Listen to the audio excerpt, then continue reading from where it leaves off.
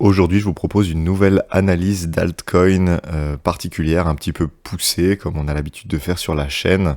Donc aujourd'hui, je vous propose GigaShad, et je vous le propose pour une bonne raison, parce qu'il a un graphique, comme vous le voyez juste ici à l'écran, un graphique qui est vraiment particulièrement beau. On a des indicateurs qui nous donnent des signaux très intéressants. C'est une petite crypto, relativement, 160 millions de market cap. Elle est actuellement classée 28e sur les mêmes coins. Donc sinon, elle est 243e en termes de classement par market cap. Mais voilà, elle a des signaux qui sont très intéressants et je pense réellement qu'elle a sa place dans certains portefeuilles en fonction de vos différentes stratégies. Donc on va en parler. Déjà, on va se retrouver sur le graphique. Alors, pourquoi j'aime bien les mêmes coins en particulier? C'est pour la simple et bonne raison qu'ils ont la bonne idée d'avoir une market cap qui est collée au prix, puisque tout simplement, on n'a pas d'unlock. Donc, la majorité des projets crypto, quand ils se lancent, pour pouvoir attirer du monde, etc., ils vont émettre un token pour pouvoir lever des fonds également, et petit à petit, ils vont libérer des tokens, et ça va faire du coup qu'on va avoir de plus en plus de cryptos qui vont être en circulation versus le prix de chaque crypto, et donc forcément, la market cap étant le nombre de tokens multiplié par leur prix, ça va augmenter artificiellement la market cap sans faire bouger le prix. Et vous, quand vous achetez, ce que vous voulez, c'est voir le prix qui monte. Vous vous en fichez de voir la market cap qui monte. Et donc, dans ce cas-là, chez les mêmes coins, l'avantage, c'est qu'on a toutes les cryptos qui sont libérées au même moment. Et donc, du coup, à partir de ce moment-là, n'agit que l'offre et la demande pour permettre d'avoir des mouvements de prix. Donc ici, on va se retrouver sur TradingView. On est ici sur notre outil préféré pour faire de l'analyse graphique, et vous voyez que on a des choses très intéressantes à voir. On est depuis globalement notre point bas de mars 2025, du 10 mars 2025, dans une tendance haussière. Une tendance haussière pour la simple et bonne raison qu'ici, vous avez des creux qui sont à chaque fois ascendants, d'accord, et vous avez des sommets qui sont également ascendants. Ok, donc là on est dans une tendance haussière jusqu'à ce qu'on ait cassé le creux majeur qui est notre bottom local du 10 mars 2025. Donc on a des choses intéressantes à regarder. Déjà, on va commencer par faire une analyse du volume profile. Donc pour faire l'analyse du volume profile, moi je regarde toujours ici sur Dropstab, CoinMarketCap, ce que vous voulez, mais vous allez regarder ici les exchanges qui font le plus de volume. Ici en l'occurrence, vous voyez que c'est globalement entre Gate.io et Coinbase. Donc nous on va regarder sur Gate.io tout simplement pour avoir plus d'historique, parce que Gate.io liste les cryptos avant Coinbase. Donc vous voyez qu'on est ici avec notre volume profile. Alors je prends à partir d'ici un peu arbitrairement, tout simplement en fait pour avoir le volume profile depuis toute cette zone de range. Vous voyez que ici on est globalement dans un grand range depuis ici. Vous voyez, tout ça, on oscille entre cette borne basse et cette borne haute. Vous voyez qu'ici, on a eu notre belle résistance. Et vous voyez que ça nous donne déjà une belle indication. Évidemment, c'est pas un hasard si ici, on se retrouve à rebondir sur le point of control. Vous voyez que cette ligne aux alentours des à 0,152. Donc ici, vous avez comme ça un point of control qui est l'endroit sur lequel on a le plus de volume qui s'est échangé, et donc ici vous voyez que ça nous a servi de support, un support majeur. Donc évidemment c'est quelque chose qu'on surveille dans notre analyse. Vous voyez que donc ici vous savez qu'on achète sur support et qu'on vend sous résistance. Donc ici quand on est sur support, on a plutôt envie de chercher des achats. Ok, ici on avait rebondi, etc. Donc la probabilité la plus élevée est d'un rebond.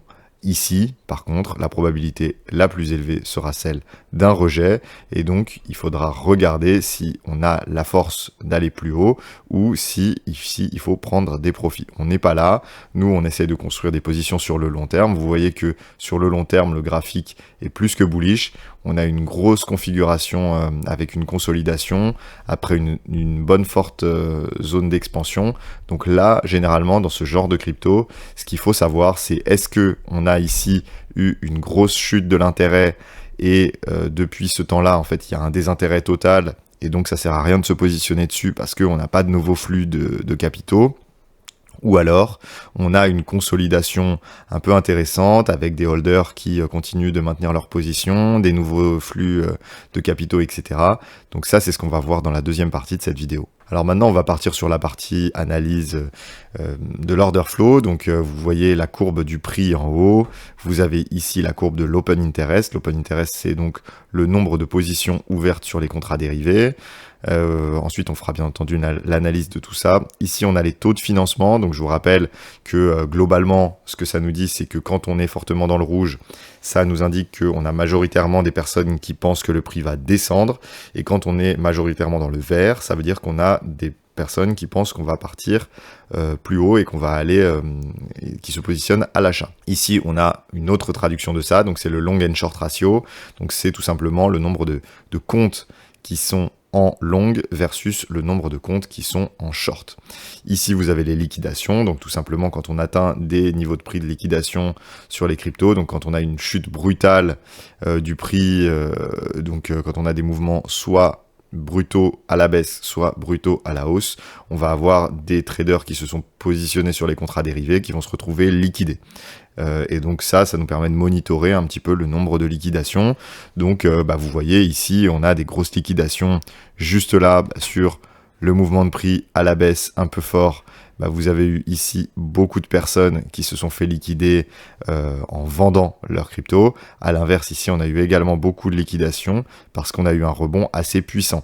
Donc ici, on a beaucoup de personnes qui se sont fait liquider parce qu'elles pensaient que ici, ça allait monter. Et ici, vous avez des personnes qui se sont fait liquider parce qu'elles pensaient que ça allait continuer de descendre. Donc elles ont parié à la baisse et puis finalement, le rebond les a tués. Donc voilà, ici on a des choses intéressantes. Ici on a également le CVD spot, donc le cumulative volume delta. L'idée c'est de regarder la différence entre les ordres à l'achat et les ordres à la vente. Et donc vous voyez que ici on a une stagnation. Donc maintenant qu'on sait tout ça, on va analyser un petit peu. Vous voyez que ici on a globalement un mouvement de prix ascendant, on est dans une tendance haussière, on en a parlé. Et ici on a un open interest également en tendance haussière. La chose intéressante, c'est de regarder qu'on a une tendance haussière parce que ça veut dire qu'on a de l'intérêt sur cette crypto. Je vous rappelle que l'open interest qui monte, j'entends souvent des personnes dire que c'est pas bon signe, etc. Il y a trop d'euphorie. Je suis d'accord dans une certaine mesure. Donc c'est-à-dire que ça c'est pas bon, d'accord ? Quand on a un open interest qui explose, là ça c'est pas bon. Surtout, voilà, vous aviez ici un open interest qui explose avec des funding ici qui arrivent dans le positif à un certain moment. Bon, forcément, ici on a des cascades de liquidation. Par contre, avoir une tendance haussière, ça veut dire qu'on a des personnes qui s'intéressent à cette crypto. Et vous savez qu'il n'y a pas de mouvement de prix haussier sur le long terme s'il n'y a pas d'intérêt. D'accord ? Donc évidemment, il va falloir qu'on ait comme ça une tendance haussière avec des personnes qui ont envie de prendre des positions, etc., qui s'intéressent à cette crypto au global. Donc ça, c'est plutôt positif sur le long terme. Vous voyez que sur le court terme également, on est venu bien réduire cet open interest. On est revenu sur des niveaux qui sont largement acceptables, des niveaux qui ne sont pas des niveaux d'euphorie. Donc l'euphorie qu'on pouvait avoir ici, et ici, vous voyez qu'elle a été un petit peu douchée. Donc là, ça pourrait donner du jus justement à un rebond. Donc bien entendu, on surveille ça. Et c'est quand on sera sous cette résistance-là, quand on sera ici, si on revient ici, donc je pense qu'il y a de bonnes probabilités qu'on y revienne. Mais à ce moment-là, il faudra voir si l'open interest crève le plafond ou si on a réussi à monter un peu progressivement et que l'open interest se retrouve uniquement ici. Si l'open interest se retrouve ici, on a de fortes chances d'avoir une nouvelle correction avec une nouvelle reprise plus tard, quand justement les espoirs auront été vraiment douchés. Également, il faudra surveiller les taux de financement. On a envie d'avoir un prix qui se trouve ici, avec un open interest qui se trouve ici, et des fundings qui sont plutôt dans le négatif.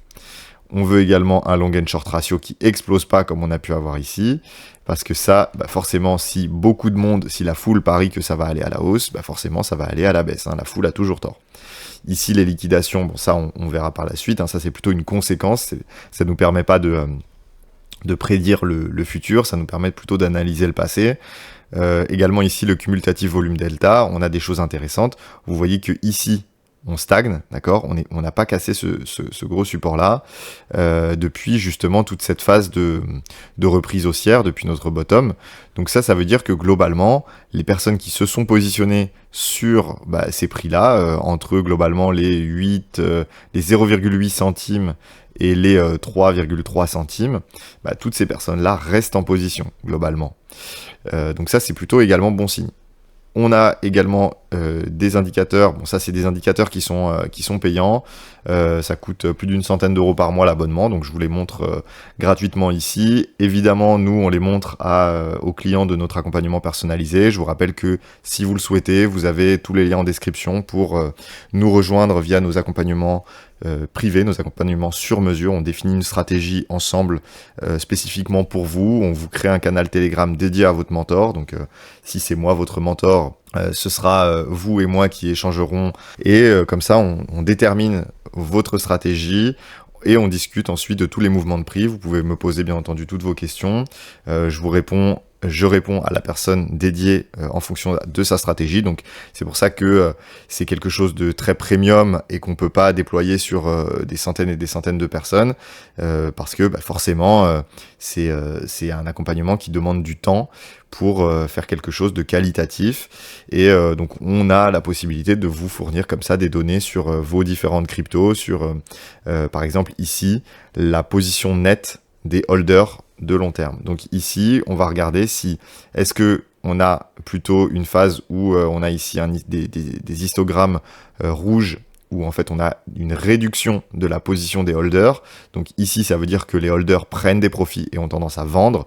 Et quand on est ici dans le vert, vous voyez que ici depuis globalement fin mars, on est dans le vert. Ça veut dire que les personnes qui sont des holders de giga profitent de ces prix-là pour recharger. D'accord?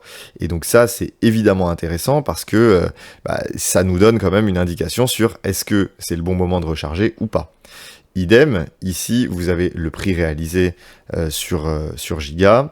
Donc ici, vous avez la courbe bleue qui vous indique le prix moyen de l'ensemble des tokens. Donc évidemment, on est parti de très bas parce que c'est une crypto qui a été lancée sur Solana, un meme coin qui a été lancé sur Solana, donc il a été lancé à un prix très très faible. Hein. Vous voyez que depuis son origine, on est quand même sur une performance assez impressionnante.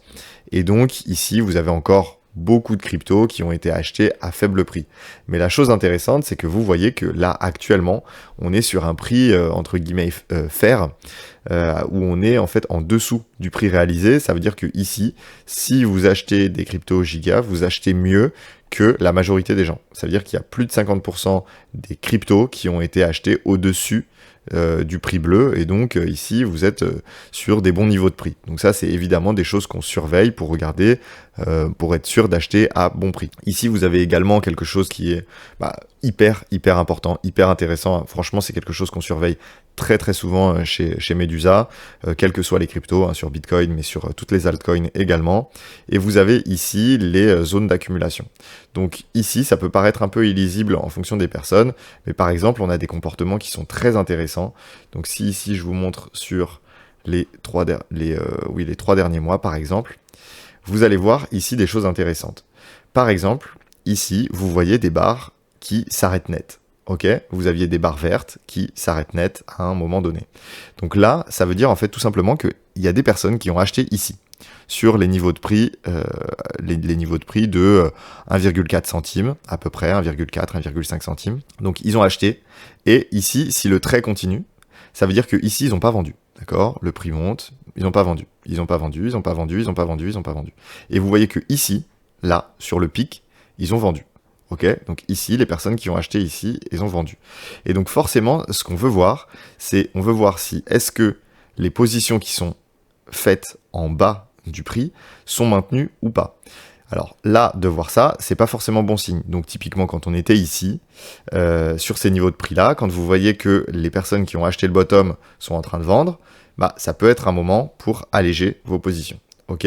Ici, vous voyez par contre que vous avez une grosse ligne rouge. Là, on a une très très forte zone d'accumulation. On parle de plusieurs milliards de tokens qui sont achetés.